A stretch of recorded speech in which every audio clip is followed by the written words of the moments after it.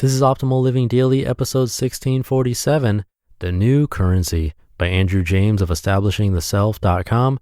I'm your narrator, Justin Malik, reading you blogs every single day of the year to help you live a more meaningful life. And we have 5 shows.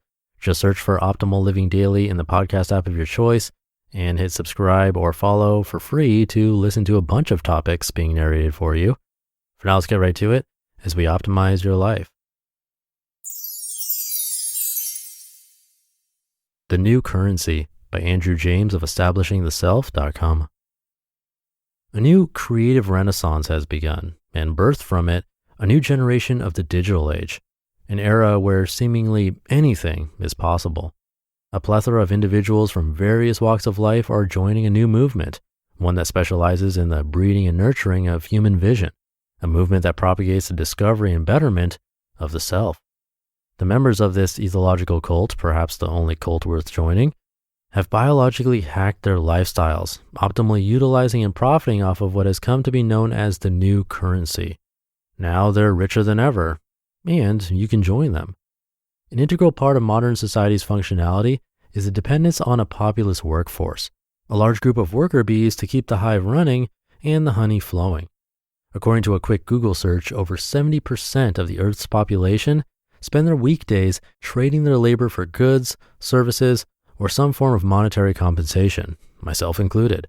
5 billion people on this planet spend roughly 90,000 hours, or a little over 10 years, working as cogs in an insatiable machine. With that being said, I'm not aiming to demean or belittle anyone working in traditional 9-to-5s, I'm speaking to you, or neo-traditional labor conditions. All work, so long as it is not profoundly immoral or wicked, is admirable in some form or fashion. However, I am against work that is categorically a waste of time, emotionally damaging, and spiritually, as it pertains to the human spirit, detrimental.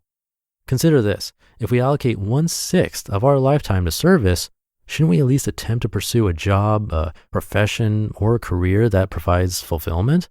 Or at the very least, partake in something that we can tolerate that is not cognitively inimical? Unfortunately, the predominance of humankind have chosen to do the opposite. Too frequently, our time, what little we have of it, is willingly bartered for something that actively destroys our well-being. When someone receives payment for their professional services, regardless of the amount, what are they actually being paid for? More often than not, the individual in question is being compensated for the services and skills they provided to a consumer over an allotted amount of time. Moreover, if we continue that train of thought, it seems that an individual can only become skilled through practice and the contribution of their time.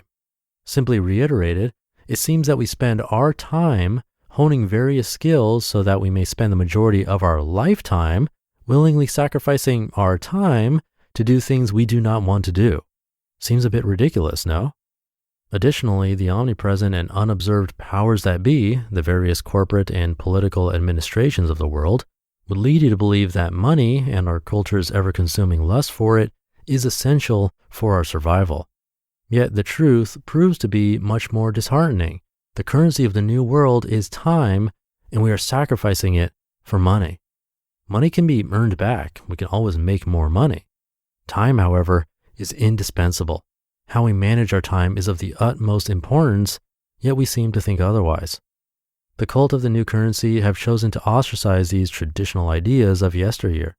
These new wave thinkers have reclaimed their time and invested their wealth in the stock market of tomorrow, subsidizing and betting on the conglomerates of gratification, passion, and growth. Making money, they're making time for things that satisfy their soul's palate. The cult of the new currency are trading time for money and experiences, cultivating and curating their lives in a meaningful way. Unbothered by societal expectations, they are able to find fulfillment from within, not from without. Where there was once sacrifice, now resides in equitable exchange, a harmonious balance of professional fulfillment and personal exploration. Although your local cafe's barista only makes $30,000 a year, she willingly trades her 30 hours a week in exchange for a socially enjoyable and non-physically demanding job. Consequentially, she is granted 3 labor-free days a week where she is able to pursue her passions, maximizing her happiness and limited supply of time or lifetime. Conversely, ponder the life of a high-level executive making six figures, evidently a slave to his organization. Despite his upper-class lifestyle, he sacrifices 65 plus hours a week to his corporate captors in exchange for social status, entitlement, and lack of fulfillment. Obviously, both of these examples are extreme uses of cliches, there's no denying that. Yet, I've personally interacted with individuals who perfectly typecast both stereotypes. That being said, I have also encountered individuals who flip the script. The world-traveling CEO who creates his own schedule, contrasted with the miserable bartender who works 60 plus hours a week. The important differing factor is the delegation of time and resources on an individual's behalf. Is that cushy office job really the best use of your time? Or is the contentment, lack of laboriousness, and $100,000 a year truly keeping you loyal? Why is it that we are so quick to sacrifice our time in exchange for money, even if it equates misery? In essence, the cult of the new currency understands that moderation and balance are key constituents when considering how to spend your time. They know that wasting time is substantially worse than wasting money. Let me be clear, I'm not suggesting that you quit your job. However you have the means to do so, I would highly recommend it. I understand that money can help fuel our desires and passions. However, as crazy as it may sound, there is a way to be fulfilled by your profession and have the time to pursue the things you want to pursue, whether it be travel, art, etc. The most common argument that is presented to counter this mindset is the following: living this life is not practical or realistic. My response is, why not? How exactly is it impractical or impossible? Because when you observe it logically, it has to be possible. Millions of people across the world are doing it on a daily basis. With a bit of hard work and personal adjustment, you can have the best of both worlds. Unfortunately, it seems that many individuals would rather sacrifice their life resource in exchange for money out of fear. When you dismiss a lifestyle such as the one I am proposing due to fear or lack of drive, then you've already lost. What I'm recommending is that you join the cult of the new currency, allowing yourself to be inducted into a community of risk takers and life livers. Build a life that maximizes your happiness, allowing you to take advantage of your money and your time. Overcome your fear of the unknown and take back the resources that are rightfully yours. Exchange your time for work that you can actually tolerate or ideally enjoy. Abandon your life of dissatisfaction and learn to adjust to a new life, even if it means the loss of monetary income. Trade that perceived loss of income for time and allow yourself to pursue what is truly important when molding your new life. Invest in yourself and watch how your wealth in the new currency grows. You only have one short life. You do not have the time to be doing things you do not want to do. You just listened to the post titled The New Currency by Andrew James of establishingtheself.com. Thank you to Andrew.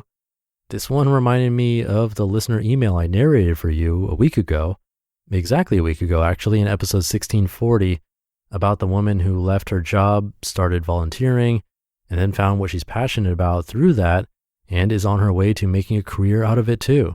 It's a powerful story, and this article felt like it aligns with it pretty well, so you might want to check that out too if you haven't already, especially if you liked the premise of this episode. Again, that one was from, I believe, Sunday, episode 1640.